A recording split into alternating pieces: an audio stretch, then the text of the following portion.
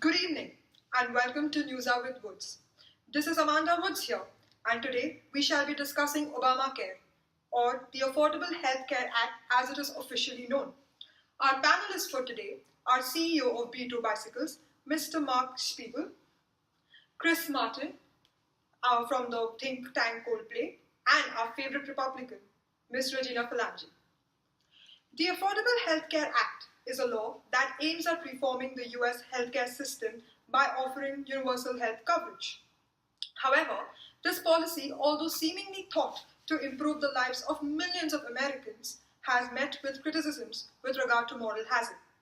To kickstart, I would like to invite the head of economic think tank Coldplay, Mr. Chris Martin, to give our viewers a short introduction of the problem of moral hazard and the role asymmetric information plays here. Good evening, Amanda and my fellow panelists. Yes, you are correct to point out that moral hazard has in fact played a major role in undermining the efforts of Obamacare.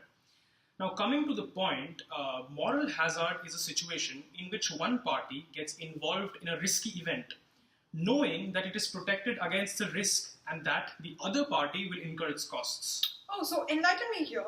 How does this apply to Obamacare? Well, see, now the rules under this act require firms with 50 or more full-time workers to offer health plans to employees who work more than 30 hours per week. Thus, what has happened here is that employees have started to work less than 30 hours and that the employers have been looking to employ for part-time or contractual jobs, just in order to get themselves under this ambit of governmental assistance.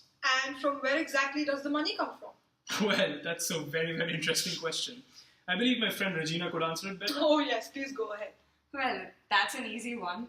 It just comes from the taxes that we pay. Yeah. The country has to know that we end up paying higher taxes to finance this public health expenditure. It just leaves us with less money for other things after taxation. Right then, Mark, what do you have to say about this? We would like to know from the businessman's perspective. Well, Amanda, my personal opinion about this is that this bill is a welcome change over the haphazard policy that we had before this. Still, it's far from perfect. As Chris here mentioned, that the bill offers incentives to firms with fewer than 50 employees. For example, 50% tax credits to sort of internalize the cost that they incur. Now, this particular policy makes it more expensive for them to hire the 51st employee, more expensive than it is to hire the 49th employee. And has this impacted the employment scenario in any way? Definitely. Since the extra employee is expensive, the firms do not want to hire more. So the new entrants in the labor market, possibly with huge student loans, just find it all the more difficult to find good jobs. Yes, student loans, that certainly is a huge problem.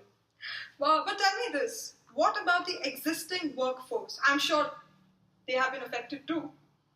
The policy certainly does offer some benefits to the existing workers. Mm-hmm.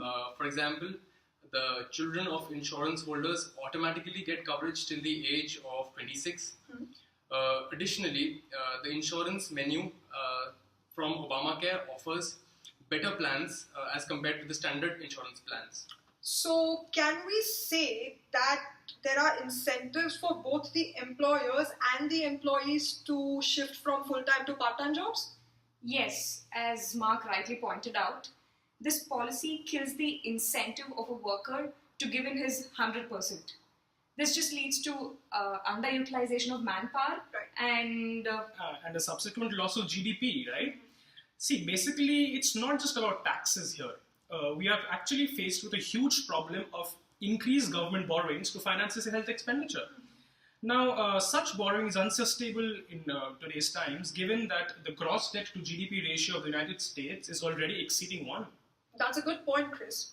Okay, now let's focus on the potential long-term impacts of this policy. Would any of you like to begin? Yes. See, this policy can actually have adverse impacts because it may end up affecting the quality of healthcare provided. The new law has actually raised the stakes for hospitals and schools who are already scrambling to train more doctors.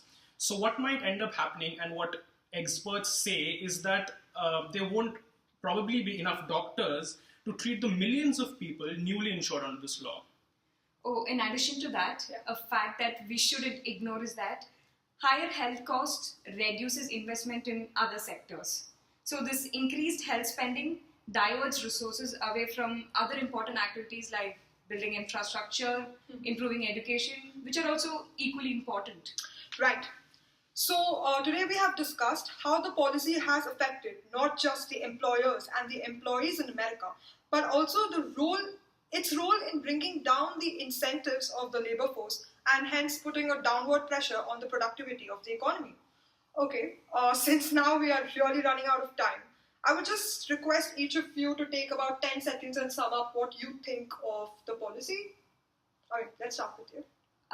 So as discussed in today's show, there are adverse consequences which we cannot turn a blind eye to.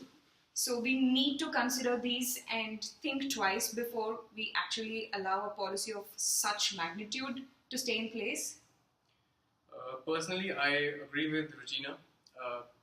To add to it, I have to say that while America might need a strong healthcare bill like this, the policymakers should make sure that the policy that they introduce is not anti-business and also not anti-American. Fair enough. Chris, go ahead. Well, although my friend Regina just spoke like a true Republican, I agree with my fellow panelists to a certain extent. But we should also remember that this policy was introduced with actually noble intentions. Yeah, it is said that by the end of this decade, nearly 20 million Americans will have health insurance as a consequence of this policy. However, as we discussed all these 10 minutes, back, it has certain loopholes that actually need to be addressed. Well, that is a very diplomatic viewpoint. I think that's a good way to conclude too. Right then, this brings us to the end of tonight's show. Thank you very much, my dear panelists, for your time. I'm sure this robust discussion has enlightened our viewers not just on the policy but even the impact it has on the economy. This is Amanda Woods signing off. See you next week with an all-new session with young panelists and fresh insights. Goodbye and God bless America.